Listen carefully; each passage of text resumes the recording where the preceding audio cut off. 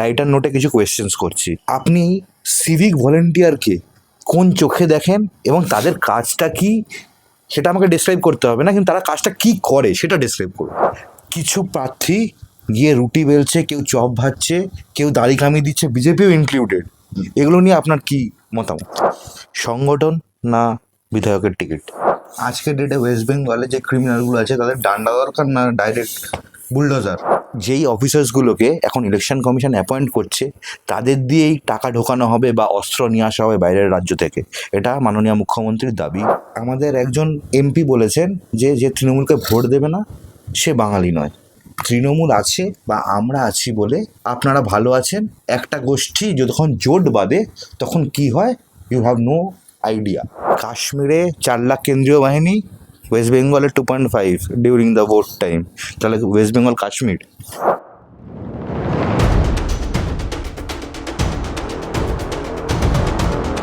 আমি আপনাকে 3টে স্টেটমেন্ট বলছি, আপনি ওগুলোকে ইলাবোরেট করুন। এই ঈদের মঞ্চে মমতা ব্যানার্জিকে যখন অ্যাড্রেস করা হচ্ছিল, মানে ওয়েলকাম করা হচ্ছিল তাকে, তখন বলা হয়েছে সুলতানে হিন্দ। আমাদের একজন এমপি বলেছেন যে যে তৃণমূলকে ভোট দেবে না সে বাঙালি নয়। তৃণমূল আছে বা আমরা আছি বলে আপনারা ভালো আছেন। একটা গোষ্ঠী যখন জোট বাঁধে তখন কি হয়, ইউ হ্যাভ নো আইডিয়া। এটা বাংলায় বলেছেন, মানে আমি তার পুরো কথাটা স্টেট করলাম না, বাট টোটালটা এটাই। 3টে। প্রথম যে স্টেটমেন্ট সুলতানে হিন্দ, দেখুন উনি দীর্ঘদিন ধরে একটা সম্প্রদায়কে এস্টাবলিশ করেছেন, তাদের হয়ে কাজ করেছেন, প্রকাশ্যে তাদেরকে, মানে ভারতবর্ষের যে সংবিধান যাতে বলা আছে কোনো ধর্মের প্রতি পক্ষপাতিত্ব করা যাবে না, উনি সরাসরি পক্ষপাতিত্ব করেছেন খোলা গলায়, জোর গলায় এবং প্রকাশ্য স্থানে। প্রত্যেকটি মিটিং থেকে আরম্ভ করে যেখানে যেখানে সুযোগ পেয়েছেন এটাকে এস্টাবলিশ করেছেন ভোট ব্যাংকের স্বার্থে, দেশের নিরাপত্তাকে বিঘ্নিত করে। তাকে যে এই সম্ভাষণটা দিয়েছে এটা অত্যন্ত স্বাভাবিক। আমি আশ্চর্য হয়েছি এই ঘটনার জন্য ওনার কোনো আজ পর্যন্ত কেউ কিছু ব্যবস্থা নেয়নি। ঠিক আছে, আমার মনে হয় অনেক সহনশীলতা ভালো, অধিক সহনশীলতা ভালো নয়। যেখানে দেশের নিরাপত্তা বিঘ্নিত হয় সেখানে কেন্দ্রীয় সরকারেরও আমার মনে হয় ব্যক্তিগতভাবে আরও এই ব্যাপারটাকে অনেক কঠোরভাবে দেখা উচিত ছিল। কারণ একটা সময় গিয়ে তো মানে দেখুন, আমরা কাউকে কতক্ষণ অবধি তাকে ছাড় দিই, যতক্ষণ সে লিমিটের মধ্যে থাকে। সে যখন দেশবিরোধী কার্যকলাপ করতে শুরু করে প্রত্যক্ষ বা পরোক্ষভাবে, তো সেটা মনে হয় না সেটা কোনো সুস্থ কোনো স্বাভাবিক লক্ষণ। আর সব থেকে বড় কথা দেখবেন যে এই ডিপ স্টেট থিওরি, যে সাম্প্রদায়িক উস্কানি, বিভিন্ন রাষ্ট্রের মদতে যে সন্ত্রাসবাদী কার্যকলাপ চলছে, তাকে প্যাট্রোনাইজ যিনি করে যাচ্ছেন তাকে তো সুলতানে হিন্দ বলে মানে তারা স্বীকৃতি দেবেন, এটা কোনো অস্বাভাবিক ঘটনা নয়। 2 নম্বর যেটা প্রসঙ্গে আসি, যে একজন এমপি প্রকাশ্যে বলেছেন যে যারা তৃণমূলকে ভোট দেন না তারা বাঙালিই নন। মানে তাকে নিয়ে যতটা কম বলা হয় সেটা ভালো। উনি দেশের যেগুলো অত্যন্ত গুরুত্বপূর্ণ এবং সিক্রেট যে তথ্যগুলো, এগুলো উনি ব্যক্তিগত স্বার্থের জন্য সেগুলোকে বিভিন্নভাবে উনি সেটা বাইরে মানে পাচার করেছেন, এবং সেই কেসে কিন্তু সিবিআই চার্জশিটও দিয়েছে। ঠিক আছে, পরবর্তীকালে উনি আদৌ এমপি থাকবেন কি না, এবং তার জন্য কিন্তু খুব বড় পানিশমেন্ট হতে পারে। তো তিনি এগুলো বলবেন, তিনি এক এক সময় কখনো ওই কালী ঠাকুরকে মানে অনেকভাবে অপমান করেছেন। ধর্মীয়, আমাদের ভারতীয় সংবিধানে যেটা নেই, ধর্মীয় ভাবাবেগকে, ওটাকে তার প্রতি একটা বিদ্বেষ বা বিতৃষ্ণা প্রকাশ করেছেন, বা তাকে আমরা যেভাবে দেখেছি বিভিন্ন সময়, এটা কিন্তু কোনো আমার অন্তত ওনাকে সুস্থ মনে হয়নি। তো এই ধরনের আচরণ যদি ভারতবর্ষ বা উনি যাদেরকে মানে এই ধরনের আচরণ করতে সাহায্য করছেন তারা যদি সত্যি জোট বাঁধে, এটা কিন্তু অত্যন্ত দেশের জন্য খারাপ হবে। কারণ সেক্ষেত্রে একটা মানে কমিউনাল রায়ট বেঁধে যেতে পারে। এখানে উনি নিজেই দেশ বিরোধী কার্যকলাপের জন্য অভিযুক্ত। তিনি বাঙালি না বাঙালি নয় এই প্রভেদটা তৈরি করে দেবে না, সেটা সবাই মেনে নেবে। আর লাস্ট যে ব্যাপারটাতে আসি, যে একটা দলকে যদি আমি মানে তারা যদি তাদের হাতটা ছেড়ে দিই, তাহলে কিন্তু টেকা যাবে না। ওনার মনে হয় যখন দেশভাগ হয়েছিল, যখন একজন নেতৃত্ব দিয়েছিলেন, যখন এখানে প্রচণ্ড পরিমাণে রায়ট হচ্ছিল, গোপাল পাঁঠা, যাকে আমি গোপাল মুখার্জি, এই ভূমিকায় যদি কেউ কোনোদিন অবতরণ করে না, আমিও ওটা বলছি, যদি আরেকটা দলেরও হাত ছেড়ে দেয় সেক্ষেত্রেও কি হবে এটাও খুব বলা মুশকিল। মানে উনি তো একদিক, মানে এটা তো এক ধরনের প্রচ্ছন্ন একটা থ্রেট। তো যখন মানুষ সহ্যের শেষ সীমায় চলে যায় তখন কিন্তু এমন কোনো ঘটনা, মানে দেখুন প্রত্যেকটা জিনিসেরই রিটালিয়েশন আছে। নিউটনের third law, to every action there is an opposite and equal and opposite reaction. 2026-এর ভোটের রেজাল্ট কি অ্যাকর্ডিং টু ইউ? 2011-তে পিএমের সংগঠন তৃণমূলের থেকে অনেক অনেক বেশি ছিল। সেই সংগঠনকেও ভেঙে চুরে দিয়ে মানুষ এমন একটা রায় দিয়েছিল। সিপিএম যাওয়ার আগের মুহূর্তেও বলেছিল, যে যেদিন আমার মনে আছে যে রাজ্য সম্পাদকের থেকে একটা স্টেটমেন্ট এসেছিল যে আমরা একটা সিটে হলেও জিতবো, ঠিক আছে। তো আলটিমেটলি ধূলিসাৎ হয়ে গেছিল। সেরকম মানে একটা ভোটে হলেও জিতবো। উনিও বলেছেন একটা ভোটে হলেও জিতবো। আর সব থেকে বড় কথা, এবারে এটাও বলে দিচ্ছি, তৃণমূলের সাথে যারা ঘুরে বেড়াচ্ছে, তৃণমূল মানে হার্ডকোর তৃণমূলের লোক, তাদের মধ্যে একটা বড় গোষ্ঠী তৃণমূলকে তাড়াবার জন্য কিন্তু মানে মানুষের জোট বেঁধে, বিশেষ করে তারা কোন সব জায়গায় যেখানে যে বিরোধী স্ট্রং সেদিকে কিন্তু ভোটটা পড়বে। তৃণমূলকে এটার জন্য ওয়েট করে থাকতে হবে। তো এবারের এই মিরাকলটা দেখতে পাবেন, মানে যেখানে তৃণমূল ভাববে এখানে আমি সব থেকে বেশি স্ট্রং, সেখানে আঘাতটা সব থেকে বেশি পাবে। এবং এবারে মানুষ চুপ করে আছে। সব থেকে বড় কথা, শিক্ষিত মানুষের একটা আলাদা ভিউজ আছে, ডাইমেনশন। তারা ভোট দিতে আগে ভয় পারতো না, এবার যদি ভোট দিতে পারে শিক্ষিত মানুষ, যদি কেন, মানে যদি এই কারণেই বললাম যে পুরো যে ব্যবস্থাপনাটা রয়েছে ওটা যদি ফুল প্রুফ হয়ে, যেটা নিয়ে মেন অভিযোগ ছিল যে ভোটের দিন সেখানে ভয় দেখানো বা ভোটিং কম্পার্টমেন্টের মধ্যে বিভিন্ন ম্যানিপুলেশন, এবং on the day of counting ওখানেও ম্যানিপুলেশন, এই দুটো ঠিক থাকলে।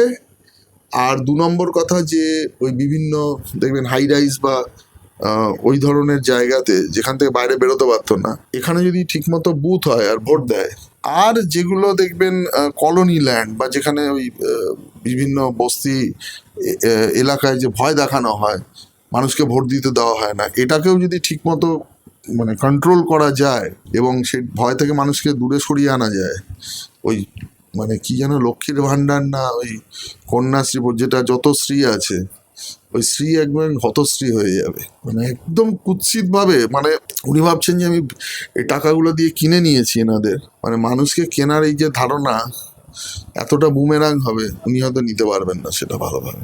রাইটার নোটে কিছু কোয়েশ্চেন্স করছি। আপনি সিভিক ভলেন্টিয়ারকে কোন চোখে দেখেন এবং তাদের কাজটা কি সেটা আমাকে ডেসক্রাইব করতে হবে না, কিন্তু তারা কাজটা কি করে সেটা ডেসক্রাইব করুন। সিভিক ভলেন্টিয়ারদের মুখ্য 2-3টে কাজ আছে। এক হচ্ছে মানে এই যে সারা রাজ্য জুড়ে যে রাস্তা থেকে প্রত্যেক দিন যে তোলা ওঠে, বিভিন্ন জায়গায় দেখবেন যে কোথায় কি হচ্ছে, সেখান থেকে কিভাবে মানে কালেকশন করা যায়, এটা একটা মুখ্য দায়িত্ব। 2 নম্বর দায়িত্ব হচ্ছে ভোটে ওই মানে বা যখন ল অ্যান্ড অর্ডারে পাঠানো হয় পুলিশের পোশাক পরে, বা ওই র্যাব বা অন্যান্য যারা বিভিন্ন সফিস্টিকেটেড ফোর্স আছে তাদেরকে তাদের সেই জামা কাপড় পরে পাঠিয়ে দেওয়া হয়, তারা ওই দায়িত্বটাও তখন পালন করে। আরও বড় দায়িত্ব পালন করা হচ্ছে মানে থানার সমস্ত ডেটা এদের কাছেই থাকে, কিন্তু তো সমস্ত কাজগুলো থানার সামলা, যেহেতু পুলিশ কর্মী তো নেই, কি করবে।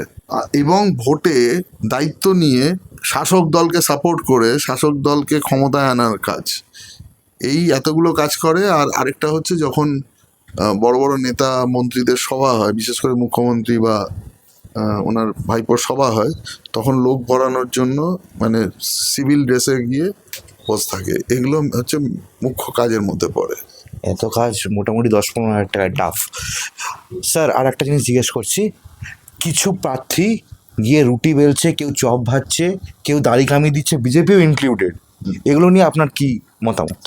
না, এটা তো প্রচারের একটা অঙ্গ বা বলতে পারেন চমক। দাড়ি কামিয়ে দিলে ভোট দেবে? বলছি তো দেখুন, দাড়ি কামানোটা যে কামিয়ে দেয়, মানে নাপিতের কাজ যে করে, খারাপ না কোনো না, কাজ একদম না, না না, অবশ্যই না। না।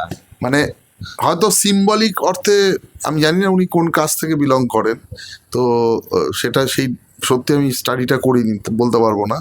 তবে যদি ওনার কোনোভাবে যদি ব্যক্তিগত পেশা বা এর মধ্যে কোনোদিন বা ওনার পরিবারের কেউ ছিল, হয়তো সেটা উনি দেখানোর চেষ্টা করেছেন উনি ওদেরই লোক।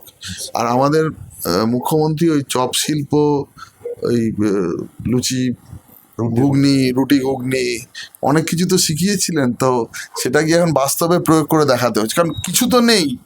তো কিন্তু এর পরের যে 5 বছরে যদি মানে শিল্প আর না আসে, আমার বক্তব্য হচ্ছে এই রুটি ঘুগনিটা কে কিনবে, ক্রেতাটা কে হবে আর বিক্রেতা কে হবে, সেটা নিয়েও আমার খুব একটা সংশয় আছে। তো একজনকে, আমার কাছে যদি ধরুন আমার পকেটে 500 টাকা আছে, আমি তো রাস্তায় বেরিয়ে 100-200 টাকা খরচা করতে পারবো। আমার পকেটে যদি পয়সাই না থাকে তো আমি কি করব? তো এই জন্যই বলছি, মানে অল্টারনেটিভ যে জীবিকা, মানে বিশ্বকর্মা যোজনা বা অন্যান্য যে স্কিমস, সেগুলো তো এখানে ইমপ্লিমেন্ট করতে পারলো না, সেই জন্য এগুলোই করে দেখাচ্ছে। মানে এটা আরো মানে মানুষকে উদ্বুদ্ধ করছে যে এটাই পরের 5 বছরেও তোমাদের এটাই করে থাকতে হবে। এরপরে র্যাপিড ফায়ার জিজ্ঞেস করছি স্যার, আইপিএস অফিসার না রাজনীতি? আমি হয়তো এখনো পুরোপুরি রাজনীতিবিদ হয়ে উঠতে পারিনি, মানে কোথাও না কোথাও আমাকে ওটা হন্ট করে। আদি বিজেপি না নতুন বিজেপি? বিজেপি মানে বিজেপি, আদি আর নতুন বলে কিছু হয় না। আমাদের শুভেন্দু অধিকারী বলেছেন যে পুরনোদের ঘরে ঘরে যাচ্ছেন যাতে ভালোভাবে প্রচারটা হয় বা আগেকার লোকরা যাতে ইনভলভ হয়, ওই জন্য কোয়েশ্চেনটা করা। দেখুন, আমি তো আর কোনো মানে আদি বা নব্বর ইয়েতে পড়তে পারবো না, কারণ আমি একটা প্রফেশন, এত বছরে একটা সার্ভিস কেরিয়ার, বিশেষ করে আইপিএস অফিসার হিসাবে জীবনের সব থেকে বড় সময়টা কাটিয়েছি। তো কাটানোর পরে আমি তো নব্বর মধ্যেও পড়বো না, আদির মধ্যেও পড়বো না। আমার কাছে পদ্ম ফুলের সিম্বলটাই আসল। আর মোদিজিকে যেহেতু উনি বিশ্বকে নেতৃত্ব দিচ্ছেন, দেশকে নেতৃত্ব দিচ্ছেন, আমার কাছে ওই ছবিটাই আসল। আমার কাছে অন্য কিছু কোনো ম্যাটার করে না, আমার কাছে সিম্বলটাই ম্যাটার করে। আর আমি যা কাজ করতে চাই ভবিষ্যতে যদি মানে আমি নিজে করতে পারি, তো আমার আইডিওলজির সাথে ওই আইডিওলজিটা খাপ খায়। আমার কাছে এর বাইরে কিছু নেই। সংগঠন না বিধায়কের টিকিট? অবশ্য সংগঠন অনেক বেশি গুরুত্বপূর্ণ। একটা সংগঠন ঠিক মতো না হলে বিধায়ক তৈরি কি করে হবে? আর বিধায়ক যদি কোনোভাবে হয়েও যায়, সে কোনো কাজ করতে পারবে না। এটা হচ্ছে খুব গুরুত্বপূর্ণ। বুদ্ধবাবু না মমতা ব্যানার্জি? অবশ্যই বুদ্ধবাবু। মানে ওই চাঁদেও দ ছিল, আর মানে ধরুন বাঁদরেও দ আছে, তো আমি আর এই তুলনাটায় গেলাম না। আমি ওনাকে কিছুদিন মুখ্যমন্ত্রী হিসাবে পেয়েছিলাম, হয়তো উনি অনেক কিছু করতে পারতেন, করেননি।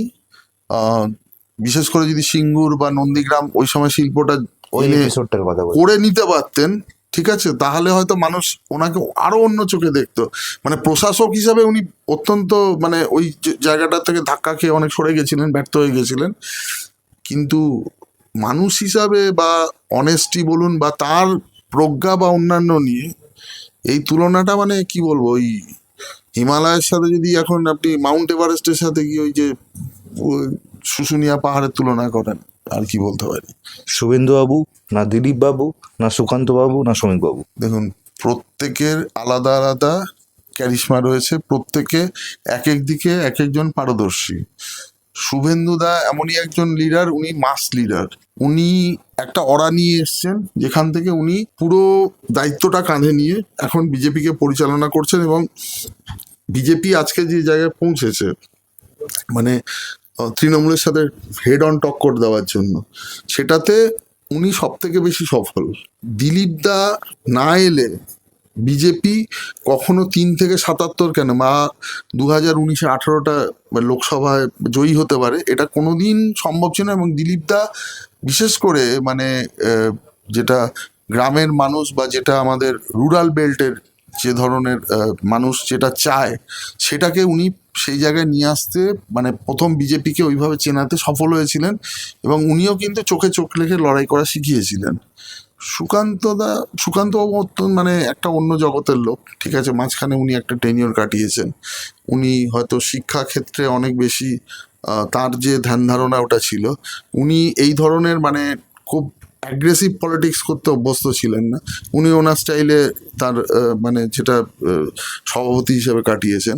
আর সংগঠনের থেকেও শ্রমিকদার যে প্রজ্ঞা, শ্রমিকদা যে কোনো টপিকের ওপরে আমি দেখেছি মানে ওই রকম বক্তব্য বিজেপিতে আমি আজ পর্যন্ত বা এখনো অবধি কোনো নেতাকে রাখতে দেখিনি, এবং যে কোনো ব্যাপারে ওনার পাণ্ডিত্য, এবং সব থেকে বড় কথা যে ধরনের বলতে পারেন যে মানুষ যে কথাটা শুনতে চায়, মানে আপার ক্লাসও যেটা শুনতে চায়, লোয়ার ক্লাসও যেটা শুনতে চায়, উনি অত্যন্ত মানে বলতে পারেন যে, এবং যে ধরনের মানে আমি ওনাকে কোনোদিন সুবক্তা শুধু নয়, সব থেকে বড় গুণ হচ্ছে আমি কোনোদিন ওনাকে পার্সোনাল অ্যাটাক কাউকে করতে দেখিনি। এটা রাজনীতিতে আজকের দিনে বিরল। মানে ওনার মতো মানে এত ভালো ভাবে যে কোনো জিনিসকে ব্যাখ্যা করার মতো লোক বিজেপিতে আগে আমি জানি না, আমি হয়তো মানে তার থেকে যারা প্রবীণ নেতা ছিলেন তাদের বক্তব্য তো শুনিনি, বলতে পারবো না, তবে যতটা শুনেছি এত ভালোভাবে যে কোনো জিনিস প্রেজেন্ট করা কেউ করতে পারেনি। এবং বিশেষ করে ব্রিগেডের যেটুকুনি বক্তব্য রেখেছিলেন, মানে বলতে পারবেন যে এটা ওয়াজ মাইন্ড ব্লোয়িং, মানে অসম্ভব ভালো বক্তব্য রেখেছিলেন। আজকের ডেটে ওয়েস্ট বেঙ্গলে যে ক্রিমিনালগুলো আছে তাদের ডান্ডা দরকার না ডাইরেক্ট বুলডোজার? আমি আর বললাম না কথাটা, বুলডোজারই বললাম, নাকি ভালোভাবে বুঝিয়ে লিগাল প্রসিডিওর? দেখুন, আইনের চোখে তো বুলডোজার বলতে ওটাই বোঝায় যে যে আইন মানছে না তাকে আইনের শাসনের মধ্যে নিয়ে আসা। এটা করতে গেলে একটা প্রশাসনিক দিক রয়েছে, তার মাধ্যমে নিয়ে আসা। ছেড়ে দিলাম, ইউপি মডেল না ওয়েস্ট বেঙ্গল মডেল, তাহলেই সব উত্তরটা হয়ে যাবে। দেখুন, ইউপি মডেল ল অ্যান্ড অর্ডারের ক্ষেত্রে ল অ্যান্ড অর্ডার ওয়েস্ট বেঙ্গলের এটার দরকার যে নেই তা নয়, মানে এই বাড়াবাড়িটা অত্যন্ত রকমের বেশি হয়েছে, কিন্তু আইনের একজন এতদিনের যে যার পেশায় আইনটাই জড়িত ছিল, সে তো এটা কোনোদিন মানে চায়ও না, বলতেও পারবে না।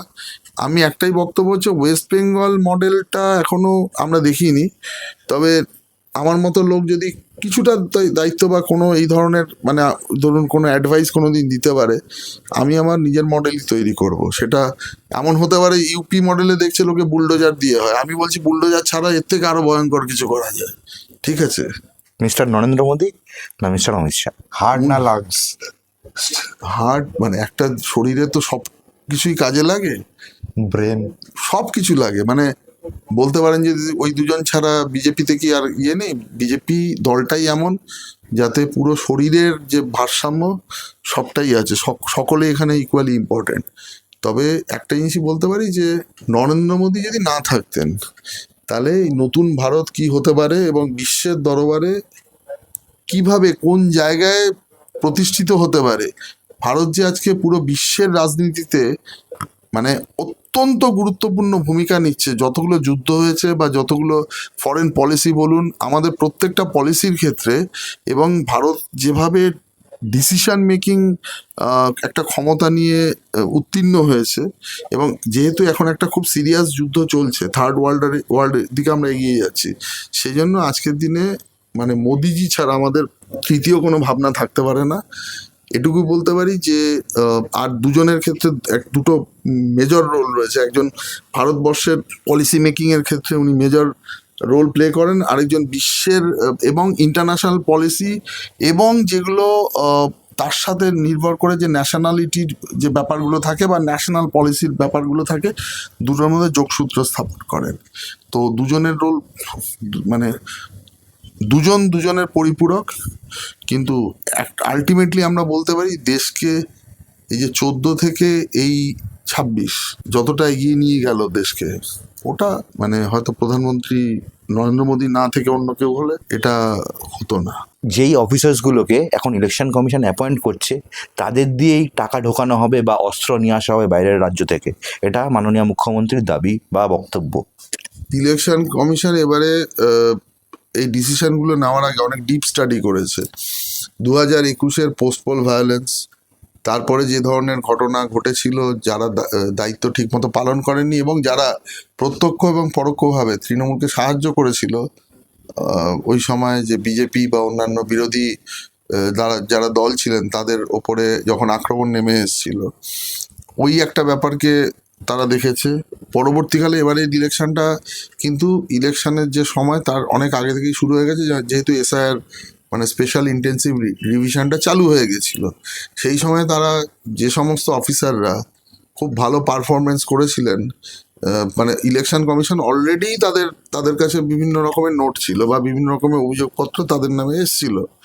তো আমি এই কারণেই বললাম ভালো পারফরমেন্স করেছে, এত ভালো পারফরমেন্স করেছে, মানে দেশে আমরা চাই না কোনো বিরোধী শক্তি থাকুক, দেশে আমরা চাই না বিদেশি নাগরিক যারা অনধিকার যাদের রয়েছে, যারা এই দেশের নাগরিক হতে পারে না, তারা এসে দীর্ঘদিন ধরে বাস করে এখানকে যে জনবিন্যাস সেটাকে নষ্ট করছে। তারপরেও বা তারা এই দেশের জন্যই বিপজ্জনক, অনেকে এখানে বিভিন্ন রকম দেশ বিরোধী যে কার্যকলাপ চালিয়ে যাচ্ছেন, তাদেরকে রেখে ভোট ব্যাংকে পরিপুষ্ট করার জন্য এই যে প্রয়াস, তো এটা মানে এটার জন্য যে যে মানে অফিসাররা প্রত্যক্ষ এবং পরোক্ষভাবে আমি বললাম কাজ করেছেন, শুধু শাসক দলকে সুবিধা দেওয়ার জন্য, তাদের কাছে কিন্তু দেশাত্মবোধ বা দেশের প্রতি যে আনুগত্য বা সংবিধানকে শপথ রেখে যখন ডিউটি করতে যান একজন পুলিশ অফিসার, কিছুই ছিল না। প্রশাসনিক অফিসাররা আরো বেশি করে যাতে তাদের নাম না বাদ যায় তার জন্য প্রচুর চেষ্টা চালিয়ে গেছেন।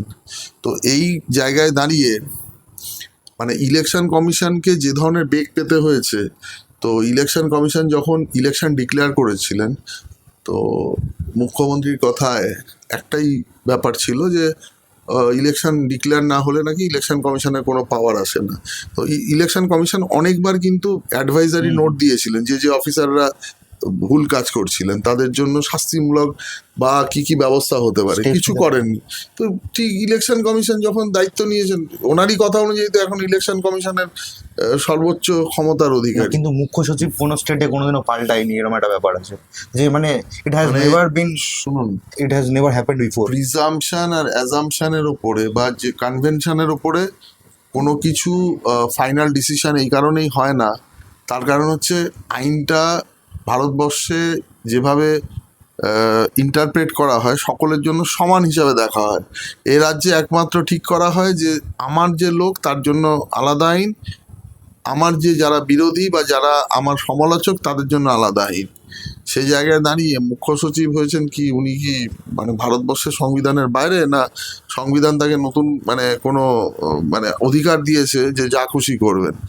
যা খুশি করলে, আইনের বাইরে গিয়ে কাজ করলে, সেক্ষেত্রে যা হওয়ার তাই হয়েছে। মুখ্য সচিব বলে তাকে কোনো রকম সংবিধান তাকে এরকম স্বীকৃতি দেয়নি যে আইনের বাইরে গিয়ে কাজ করবে। কাশ্মীরে 4 লাখ কেন্দ্রীয় বাহিনী, ওয়েস্ট বেঙ্গলে 2.5 ডিউরিং দ্য ভোট টাইম। তাহলে ওয়েস্ট বেঙ্গল কাশ্মীর। দেখুন, কাশ্মীরে হয়তো দু একটা স্ট্রে ইনসিডেন্ট ঘটেছে বা মাঝে মাঝে ঘটে, কাশ্মীর শিরোনামে আসে।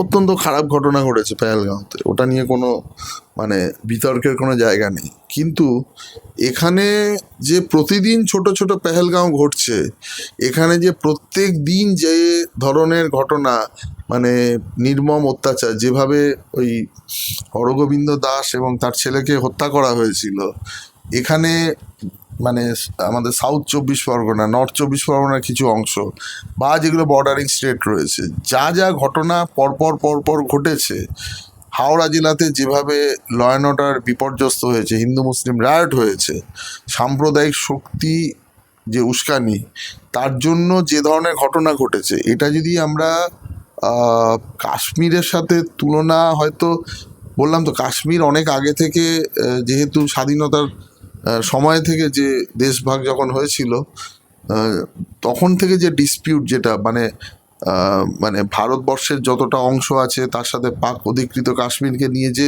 ডিসপিউট, এবং তার জন্য যে সন্ত্রাসবাদী কার্যকলাপ পাকিস্তানের মদতে বা অন্যান্য রাষ্ট্রেরও হয়তো পিছনে মদত থাকতে পারে, যেটা আমরা ডিপ স্টেট থিওরিতে পাই। কিন্তু এখানেও যে ডিপ স্টেট থিওরি, যেখানে যেভাবে পেনিট্রেশন করেছে বা মানুষের ওপরে যেভাবে আঘাত নেমে এসছে, বিশেষ করে হিন্দু ধর্মের ওপরে, হিন্দু ধর্ম অবলম্বী মানুষের ওপরে যেভাবে তারা নির্যাতিত হয়েছে, শুধু তাই নয়, তাদের ওপরে যেভাবে ব্রুটাল অ্যাটাক হয়েছে, বাংলাদেশের মানে কিছু স্টাইল আপনি এখানে দেখতে পাবেন কয়েক বছর ধরে চলছে। আমাদের কি মনে হয় যে আমরা কি কাশ্মীরের থেকে মানে কাশ্মীরে হয়তো অনেকটা শান্ত আছে, কিছুটা অশান্ত, বা মাঝে মাঝে সন্ত্রাসবাদীরা এসে এখনো মানে ঘটিয়ে যাচ্ছে ঘটনা, ডিস্টার্ব করে যাচ্ছে শান্তিকে, বা এটা দেখানোর চেষ্টা করছে যে ডিস্টেবিলাইজ করার জন্য যত রকম মানে কার্যকলাপ করে যাচ্ছে। কিন্তু পশ্চিমবঙ্গে প্রশাসন প্রত্যক্ষভাবে এই ঘটনাটা ঘটাচ্ছে, এই কারণেই ঘটাচ্ছে যাতে শাসক দল কিন্তু নিজের ভোট ব্যাংকের স্বার্থে বা ক্ষমতায় টিকে থাকার জন্য এটা করছে। কাশ্মীরে তো এই ব্যাপারটা নেই, কিন্তু সব থেকে বড় কথা, আমরা যদি তুল্যমূল্য বিচার করি, পশ্চিমবঙ্গের অবস্থা কিন্তু খুব কাশ্মীরের থেকে যে বলবো যে ভালো, এটা বলাটা সমীচীন নয়। 21-এর পোস্টপোল ভায়োলেন্সে মনে হয় 56 না 57 জন মানে মার্ডার হয়েছিল। তাই এটা যদি আমরা হিসাব করি, কাশ্মীরে তো তার থেকে অনেক কম সংখ্যায় লোক মার্ডার হয়েছিল। তো সেক্ষেত্রে আমরা কোন দিক থেকে বলতে পারবেন যে আমরা কাশ্মীরের থেকে ভালো আছি?